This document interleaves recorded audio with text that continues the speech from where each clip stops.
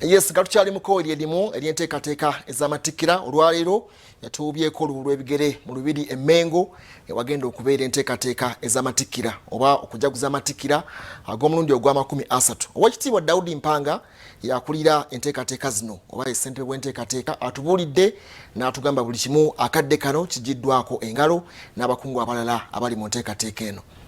Nga wabula essaawa mbala okutuuka ku matikkira ga Ssaabasajja Kabaka ag'omulundi ogwa-3 mu lubiri enkya abakuliddemu enteekateeka bagamba ziwedde.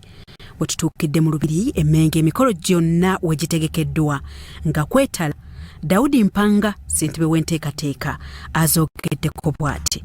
Gates will be open. The main gate at the way will be open at 2:00 a.m. tomorrow, 31st of July, 2023. We urge people to keep time, to be early, because there's a special security arrangement that will be in place. All of us that come will be searched, and that means that there will be a process. So the earlier you come, the better. Omwogezi w'Obwakabaka Noah Kiyimba akakasizza nti omukolo gwakwetabwako abantu nkumu. Bwe bagamba nti kola kino genda kulanga bwe bakulagidde ndeka kulaga eky'omukisa omulungi nti tukanyiza nabo nti abantu bagenda bakwata bulungi kuba bano bagenyi ba Kabaka naye n'abagenyi era tubasaba abajja ate muleme kukola kifuba kubanga yo ow'ebyokwerinda ku nsonga ey'ebyokwerinda wabeerawo ensonga yonna eyinza okukompromisinga omulimu afuba okulaba nti akozesa eryanyi ate ekyo tetukyagala.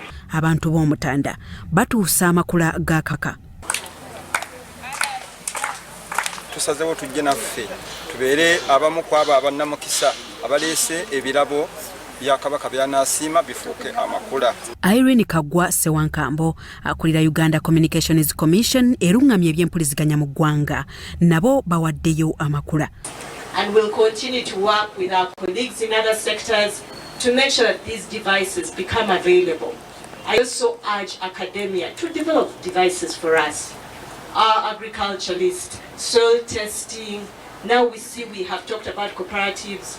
We can share these technologies as communities. Wagwansibirwa omumyuka wa Katikkiro owookubiri asiimye buli omu. Buganda nga tusomesa abavubuka osobola otya okukozesa essimu yo eyaseereza ng'olina obusaaganda n'okola ensimbi n'oyiga. Byakayanja M1 Sauti TV Omunnyo.